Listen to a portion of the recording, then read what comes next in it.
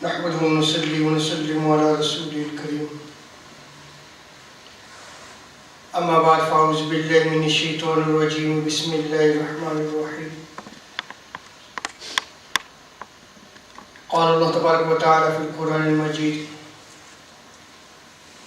هو الذي بعث في الأميين رسولا منهم يتلو عليهم آياته ويزكيهم ويعلمهم الكتاب والحكمة وإن كانوا من قبل لفي ضلال مبين. صدق الله مولانا العظيم. مولاي صل وسلم دائما أبدا على حبيبك خير الخلق كلهم. اللہ تبارک و تعالیٰ کا بے پناہ لطف و کرم اور احسان عظیم ہے کہ جس نے ہمیں اس جمعہ مبارک کی عظیم اور بابرکت محفل میں اکٹھے ہونے کی توفیق عطا فرمائی، اور سب سے بڑھ کر یہ کہ ہمیں دولت ایمان سے بہرمند فرمایا. آج ہمارا موضوع گفتگو تعلیم قرآن کی فضیلت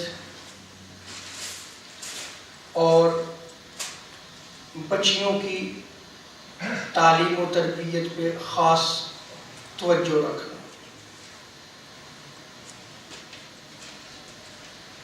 اسلام وہ دین ہے کہ جس نے مرد اور عورت دونوں کو برابر کے حقوق و فرائض عطا کیا اور دونوں پہ جو ہے وہ علم حاصل کرنا جو ہے وہ فرض قرار دیا.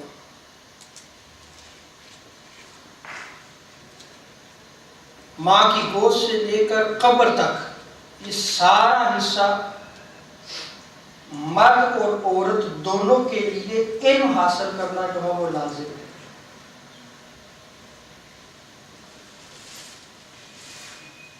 کوئی شخص اس سے بری ذمہ نہیں ہو سکتا. اگر دین کا بیسک نالج، جیسے ہماری جو عبادات کے متعلق ہے، نماز، روزہ، حج، زکوٰۃ، یہ جو بیسک نالج ہے اس کو حاصل کرنا ہر مسلمان پر فرض ہے. نماز کیسے جو ہے وہ ادا کرنی ہے، نماز کے فرائض کیا ہیں، اس کے واجبات کیا ہیں، اس کی سنن کیا ہیں، طہارت کے مسائل کیا ہیں، روزہ کے احکامات کیا ہیں، حج یا عمرہ ہے اس کے احکامات کیا ہیں، کتنا مال ہو تو میں نے زکوٰۃ دی. یہ جو بیسک جو نالج ہے یہ حاصل کرنا فرض ہے. اس میں جو کوتاہی کرے گا اس کی پکڑ ہوگی. کوئی چھٹکارا نہیں ہے کہ دنیاوی امور تھے، بچوں کی ذمہ داریاں تھیں، مال و دولت کمانی تھی، ٹائم نہیں تھا. نہیں، اس کا نالج، اس کا علم حاصل کرنا ماں کی گود سے لے کر قبر تک لازم قرار دیا گیا ہے. اگر کسی مسلمان مرد اور عورت کے پاس یہ بیسک نالج ہی نہیں ہے،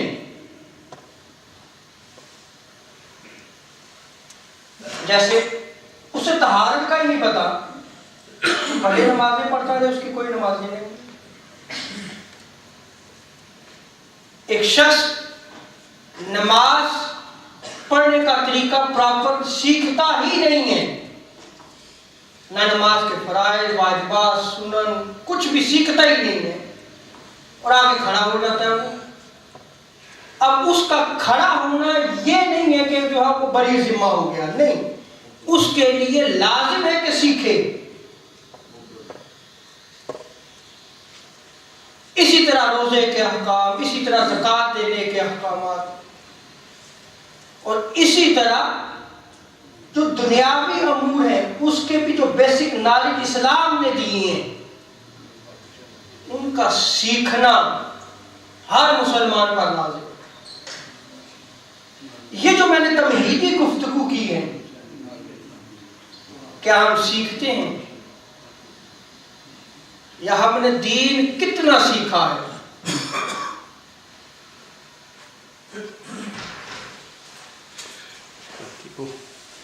یہ بہت بڑا جو ہے وہ کوسچن مارک ہے۔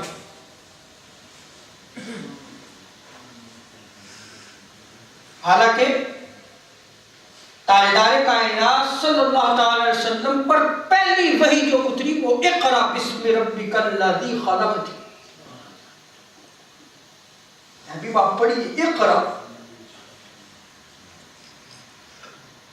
اور تاجدار کائنات صلی اللہ تعالی علیہ وسلم کو جو مبعوث کیا گیا سورہ جمعہ میں، هو الذی بعث فی الامیین رسولا منہم، وہ جو ان پڑھ تھے ان میں تاجدار کائنات صلی اللہ علیہ وسلم تشریف لائے۔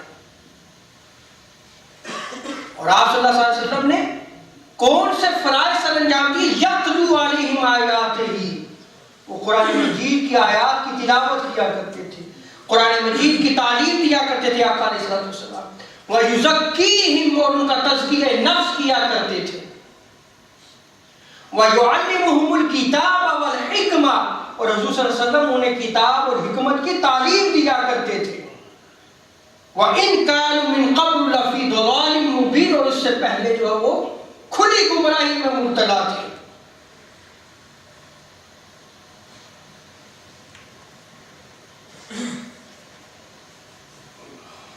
مرد کی تعلیم کے حوالے سے تو ہم تھوڑے بہت کلیئر ہیں، لیکن اس کا میں نے جو ہے وہ یہ تمہیدی گفتگو کی ہے کہ وہ اس میں بھی ہم کتنے جو ہے وہ نالج جو ہے وہ حاصل کرتے ہیں، کتنا بڑھ چڑھ کر حصہ لیتے ہیں، اس پہ انشاءاللہ اس پہ بھی میں گفتگو کروں گا۔ لیکن بحیثیت مجموعی برِ صغیر پاک و ہند سے جو ہم مسلمان باہر بھی تشریف لائے اور مختلف ممالک میں جو ہے وہ ہم ٹھہرے، مسکن بنایا، ہمارا جو کلچر ہے اس میں عورت کی تعلیم کو اہمیت نہیں دی گئی۔ سو اس وجہ سے اس موضوع کو جو ہے وہ میں نے لیا کہ آج میں چند چیزیں جو ہے وہ صحابیات کے حوالے سے بیان کروں گا، اور دیکھیے گا کہ ہم کون سی زندگی بسر کر رہے ہیں۔ میں صحابیات کا ذکر کروں گا، وہ خوش قسمت خوش بخت عورتیں جنہیں حضور صلی اللہ علیہ وسلم کو اپنی نگاہ سے ایمان کی حالت میں دیکھا، اسی پر فوز صحابیات۔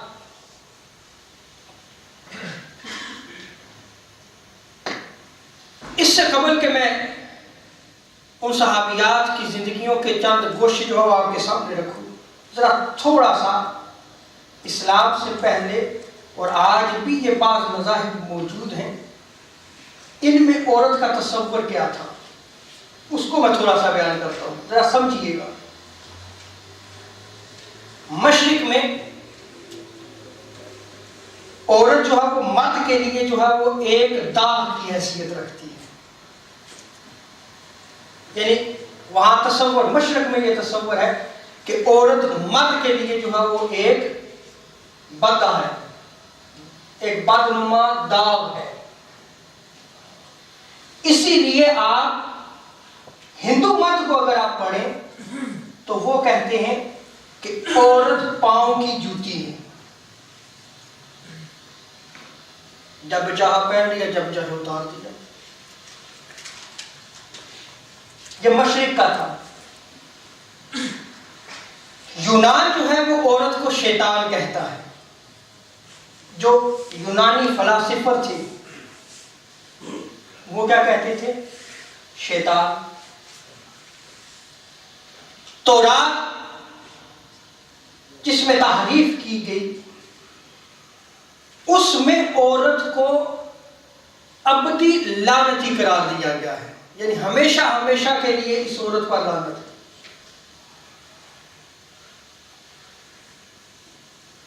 کلیسا کی طرف آ جائیں، وہ کہتے ہیں کہ انسان کی زندگی کا جو سب سے خطرناک کانٹا ہے وہ عورت ہے.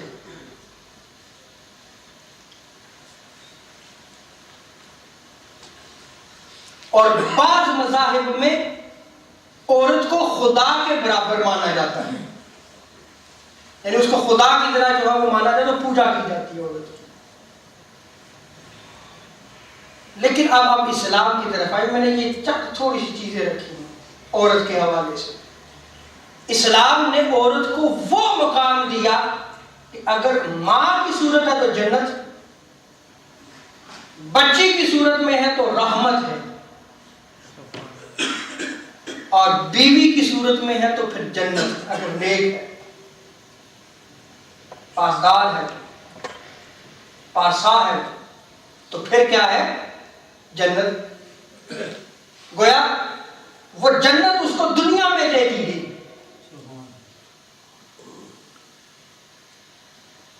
امام بخاری نے حضرت عمر فاروق رضی اللہ تعالی عنہ کا ایک قول نقل کیا ہے.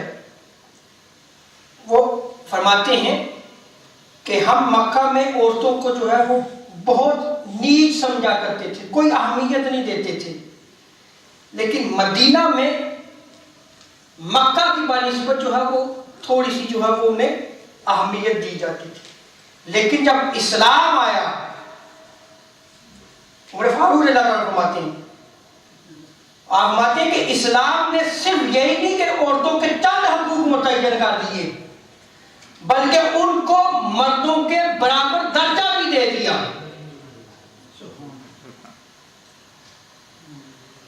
اور ایک مکمل انسان جو ہے وہ قرار دیا. جیسے کہ صحیح بخاری میں جو ہے وہ روایت نقل کی گئی ہے، آقا علیہ السلام ارشاد فرماتے ہیں الرجل راع علی اہلہ، مرد جو ہے وہ اپنے خاندان کا نگہبان ہے. یعنی روز قیامت جو مرد ہے نا، اس سے اس کے خاندان کے بارے میں پوچھا جائے گا کہ تیرے خاندان نے دنیا میں کیا کیا، تو نے ان کی تعلیم و تربیت کے لیے کیا کیا. تو سب سے پہلا مسئول کون ہے؟ مرد ہے. وَهُوَ مَسْئُولٌ، آقا فرماتے ہیں کہ روز قیامت اس سے پوچھا جائے گا. اور ساتھ ہی آقا علیہ السلام نے کیا فرمایا؟ وَالْمَرْأَةُ رَاعِيَةٌ عَلَى بَيْتِ زَوْجِهَا وَهِيَ مَسْئُولَةٌ، اور جو عورت ہے وہ مرد کے گھر کی جو ہے وہ کیا ہے؟ نگہبان ہے. اور روز قیامت پھر اس عورت سے بھی پوچھا جائے گا. اور سنن ابن ماجہ میں جو ہے وہ اس کی مزید تشریح کیسے کی گئی؟ آقا علیہ السلام ارشاد فرماتے ہیں لیس تملکون منہن شیئا غیر ذلک الا ان یاتین بفاحشۃ مبینہ. آقا علیہ السلام ارشاد فرماتے ہیں کہ تم عورتوں کو بجز بخصوص حقوق کے کوئی جو ہے وہ تمہیں ان پر دسترس حاصل نہیں ہے. اب میننگز بھی سمجھا دوں آپ کو. یعنی عورت جو ہے جب شادی ہوتی ہے تو غلام نہیں بن جاتی،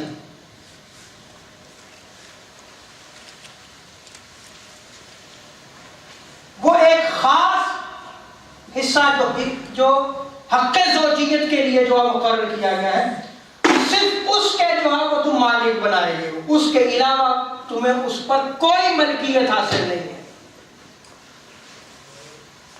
اب اس سے بڑھ کر کوئی تشریح ہوگی؟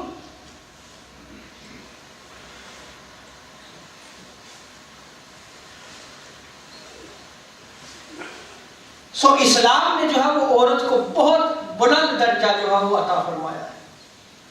کاش عورت بھی اس کو سیکھے.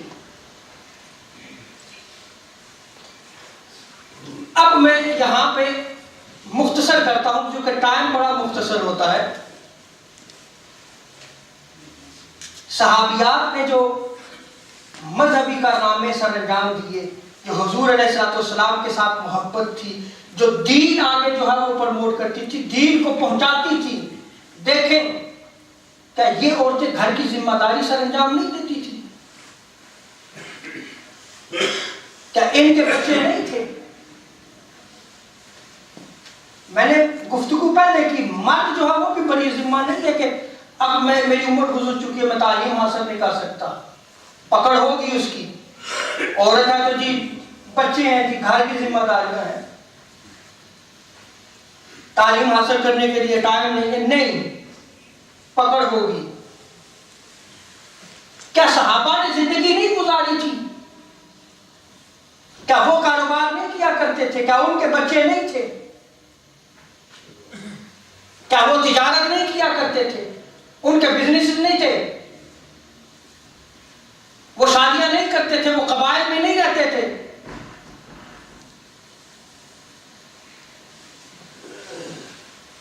اب دین کے باب میں جو عورتیں سٹرگل کیا کرتی تھی، جہاد کیا کرتی تھی، ایک روایت جو ہے وہ میں نقل کرتا ہوں. غزوہ احد میں جب کافروں نے عام حملہ کر دیا تو آقا علیہ الصلوۃ والسلام کے ارد گرد جو ہے وہ چند جانثار صحابہ بچ گئے. لیکن صحابیات میں حضرت ام عمارہ وہ بھی دوڑ کر آقا علیہ الصلوۃ والسلام کے سامنے آ گئی، کھڑی ہو گئی. کفار جو وہ حملہ کرتے اور حملے کو روکتی، جو ان کے پاس اس وقت تلوار اور تیر تھا اس سے کفار کو روکتی کہ میرے آقا کو نقصان نہ پہنچے. محبت بھی دے گی، سینہ سفر ہوگی. کفار کے سامنے وہ عورت صحابیہ جو ہے وہ کھڑی ہو گئی، یہاں تک کہ ایک بدبخت نے چاہا کہ آقا علیہ الصلوۃ والسلام پر حملہ کرے تو ام عمارہ نے رضی اللہ تعالیٰ عنہ نے بڑھ کر روکا، تلوار کا حملہ کیا، لیکن اس نے چونکہ جو ہے وہ لوہے کی جو ہے وہ زرہ پہن رکھی تھی، وہ اسے تو نہ لگ سکی، لیکن اس نے حضرت ام عمارہ پر حملہ کر دیا، جس سے آپ کے کندھے پر گہرا زخم آ گیا. پھر بھی آپ کھڑی رہی، پھر بھی آپ لڑتی رہی اپنے آقا علیہ الصلوۃ والسلام کی.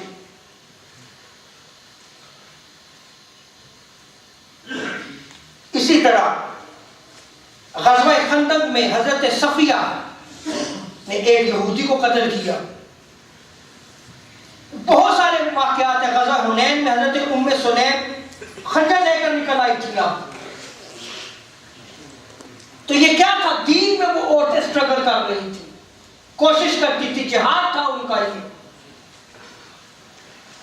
اب میدان جنگ میں، یہ تو میں ابھی مختصر کر رہا ہوں، بہت مختصر کر رہا ہوں. اب آپ دیکھیں میدان جنگ میں عورتیں جو ہے وہ کیا صحابیات کیا کارنامے سر انجام دیا کرتی تھی. مثلا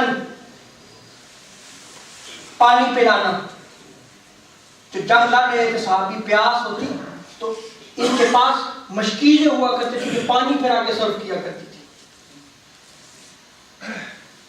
زخمیوں کی مرہم پٹی کیا کرتی تھی، اور جو قتل ہو جاتے اور جو زخمی ہوتے ان کو اٹھا کر میدان جنگ سے پیچھے لے جاتی تھی. تیر اٹھا کر جو ہے وہ مجاہدین کو دیتی تھی، ان کے لیے کھانے کا انتظام کرتی، اور جو شہید ہو جاتے ان کے لیے قبر کھودتی، فوج کو ہمت دلاتی تھی. یہ اب آپ کہیں گے کہ مولوی صاحب کون سا دین بیان کر رہے ہیں؟ یہ اسلام ہے جو آج ہمارا کتابوں میں بند پڑا ہوا ہے.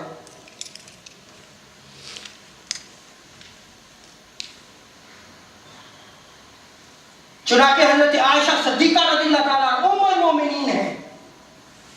ام سلیم نے غزوہ احد میں مشق بھر بھر کر زخمیوں کو پانی پلایا. ایک روایت نقل کر رہا ہوں، اور اس روایت کو امام بخاری نے نقل کیا ہے.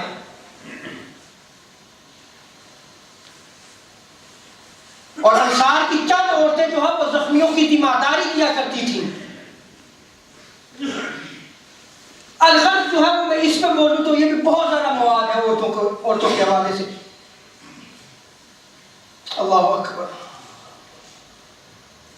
اب اشاعت اسلام میں جو ہے وہ انہی صحابیات کا کردار دیکھیے.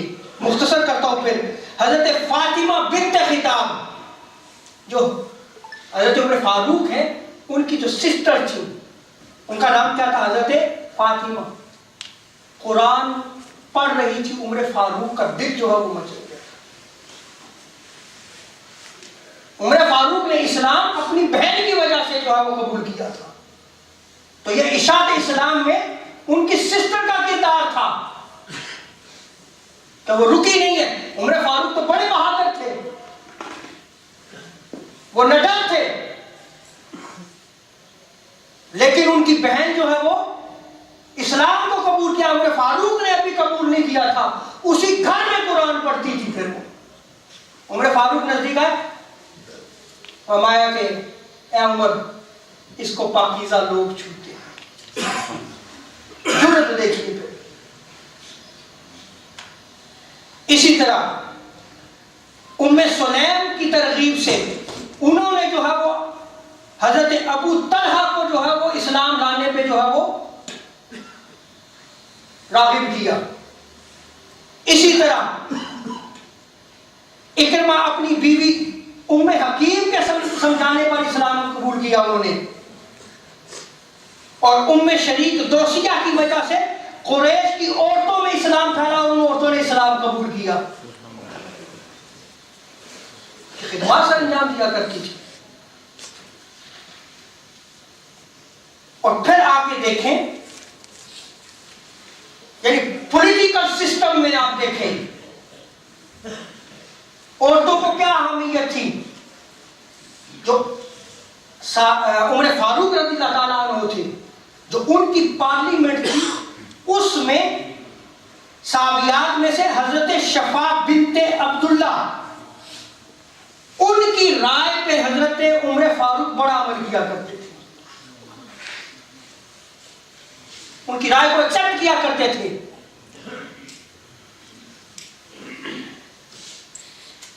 آپ سمجھ رہے ہیں اس چیز کو. پھر آگے دیکھیں کہ عمر فاروق نے بازار کا انتظام جو ہے وہ بعض اوقات انہی کے سپرد کیا.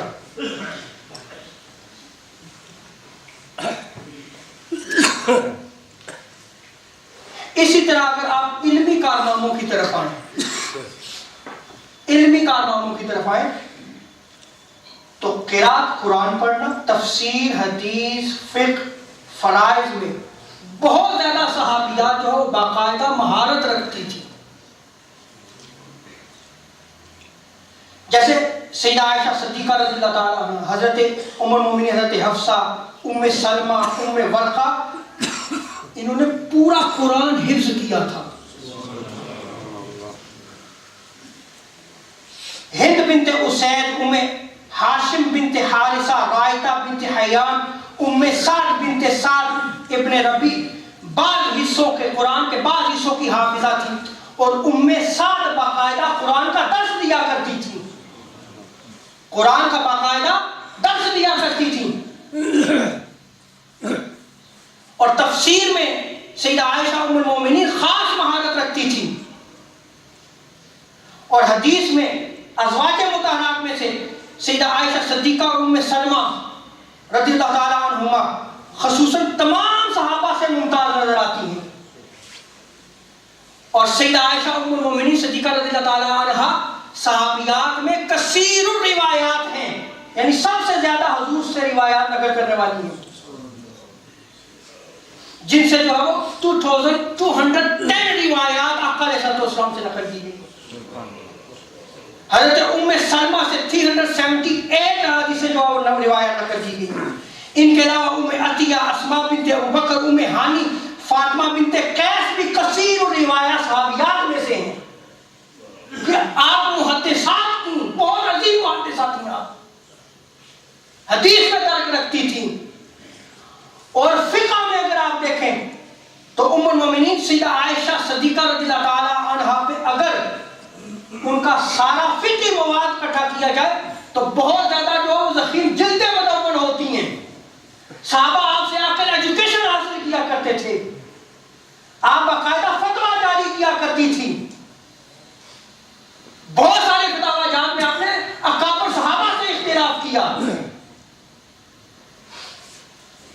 ام المومنین تھی. اسی طرح حضرت صفیہ، حضرت حفصہ، ام حبیبہ، حضرت جویریہ، حضرت میمونہ، فاطمہ الزہرا، ام شریک، ام عطیہ، اسماء بنت ابی بکر، لیلہ بنت قائف، خولہ بنت تویت، ام دردہ، عاتقہ بنت زید، سہلہ بنت سہیل، فاطمہ بنت قیس، بہت زیادہ صحابیات ہیں جو فقیہہ تھیں، جو باقاعدہ فتویٰ دیا کرتی تھیں. یہ آج ہم جیسا نہیں ہو جو ہر شخص ہی مفتی بنا ہوا ہے.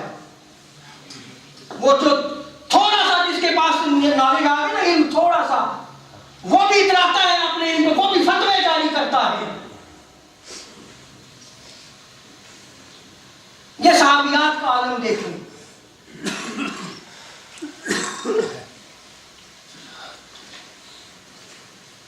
شاعری میں، خطابت میں، طب میں صحابیات کے میں یہاں پہ ذکر کرنا شروع تو کئی جملے گزرتے ہیں. یہ مختصر جو میں نے آپ کے سامنے بیان کیا ہے، یہ مقصد یہ ہے کہ عورت سے خاندان بنتے ہیں، عورت سے خاندان بنتے ہیں، وہ آ کے بچوں کی تعلیم و تربیت کرتے ہیں. سو جہاں بچوں کی تعلیم و تربیت پہ خاص توجہ ہے، وہاں بچیوں کی تعلیم و تربیت پہ بھی خاص توجہ ہونی چاہیے. اور آقا علیہ الصلوۃ والسلام نے بالخصوص بچیوں کی تعلیم و تربیت پہ جو آپ نے فرمایا نا، وہ بچوں کی تعلیم و تربیت پہ فرمان نہیں، حالانکہ لازم ہے والدین پر ان کی تعلیم و تربیت کی. فرمایا جس نے 2 بچیوں کی اچھی تعلیم و تربیت کی، روز قیامت میرے اس طرح قریب ہوگا. 2 انگلیوں کا اشارہ فرمایا. یہ ہے بچیوں کی تعلیم و تربیت.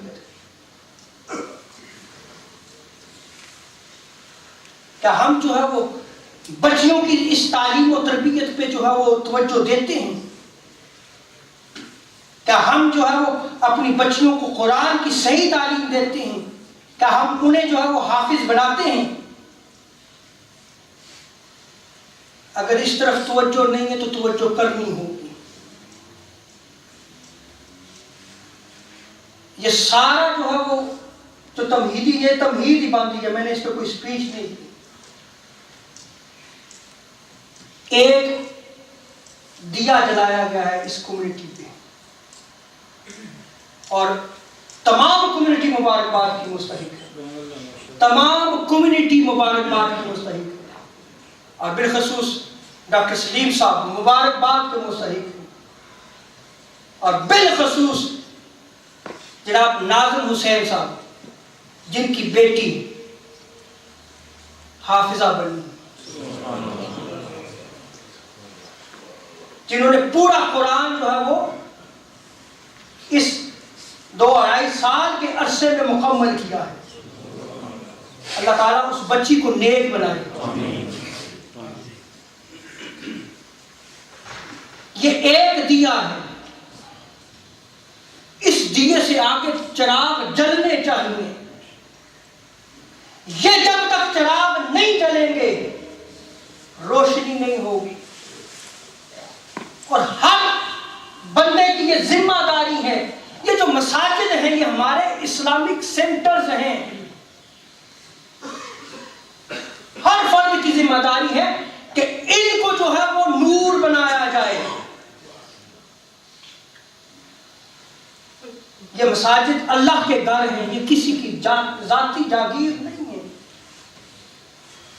جو کوشش کرے گا، یاد رکھ لے، جو کوشش کرے گا، جتنی کوشش کرے گا اس گھر کو آباد کرنے کی، وہ قبر میں بھی اس کا جو ہے وہ اجر و ثواب پائے گا اور روز قیامت بھی پائے گا. اگر اس اللہ کے گھر کی صفائی میں ایک تنکے کو اٹھایا جاتا ہے اور حور کا مہر مقرر کیا جاتا ہے تو جو اس کو آباد کرتا ہے تو اس کے مقام و مرتبہ کا کیا حال ہو.